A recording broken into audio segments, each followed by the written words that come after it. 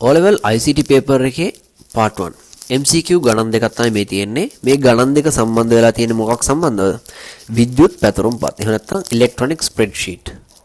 සාමාන්‍ය අපි ගත්තොත් එහෙම Excel ගැන තමයි ඔය තියෙන්නේ. හරි බලමු. වැඩපත මෙම වැඩපත මගින් මූලික වැටුපට බේසික් සැලරි එකට දීමන සහ අතිකාල එකතු කර පසුව බදු අඩු කිරීමෙන් සේවකයෙකුගේ ශුද්ධ වැටුප ගණනය කරනවලු. ඒ කියන්නේ මෙන්න මේ තුන් දෙනාම එකතු වෙලා එයාගෙන් එන total earning එක එයාගෙන් tax එක අඩු කරලා මෙන්න මේ net salary එක එනවා. හරිද? මොකක්ද වෙලා තියෙන්නේ මේ තුන් දෙනාම එකතු කරාම 68000ක් ඇවිල්ලා තියෙනවා. එයා මොකද්ද කරලා තියෙන්නේ පුතා? එයා ගුණ කරලා තියෙනවා කියන්න. 110න්. ඒකනේ එක බිංදුවක් කැපිලා තියෙන්නේ. එයා ගුණ කරන 110න්. හරි ඊට පස්සේ ඒ එන අගය අඩු කරලා තියෙනවා 68000න් නේ. ඒ කියන්නේ 68000න් අඩු කරනවා කීයද? 6800ක් අඩු කරලා තියෙන්නේ ඈ. රයිට්. ඔන්න අපි දැන් ගානට යමු. ඒ අනුව බදු ගණනය කිරීමට මෙන්න මෙයා ගැන අහන්නේ.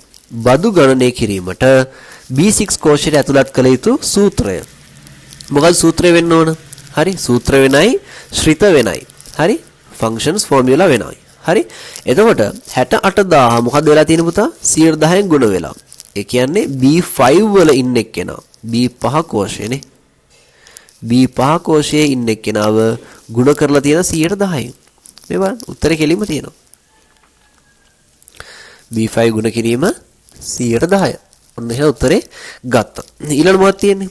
මූලික වැටුප රුපියල් 60000 දක්වා වැඩි වුවහොත් 60000 ඒ කියන්නේ මෙයාට තව 10ක් එකතු කරලා 10000 වැඩි වුවහොත් පාත් සඳහන් කුමන කෝෂවල අගයන් ස්වයංක්‍රීයව වෙනස් වේද? හරි 50000 වෙනස් වෙච්ච ගමන් මොකද පුතේ වෙනස් වෙන්නේ? අනිවාර්යයෙන්ම වෙන පාටක් ගන්නම් ඒකට 50000 වැඩිච්ච ගමන් total earnings වැඩි වෙනස් වෙනවා නේ සම්පූර්ණ සුදු මේ මොකද්ද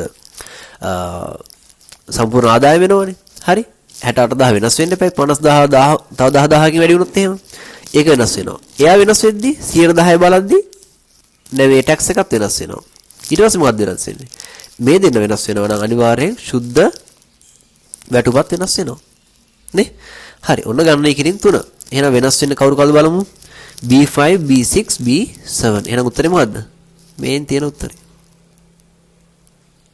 හරි ඉතුරු ඒවා නෙමෙයි රයිට් මම හිතනවා ඔයාලට තේරෙන්නේ නැති කියලා ඔන්න පුතාව ඔයාලට තියෙන මෙතන ලකුණු දෙකක් gediya පිටින්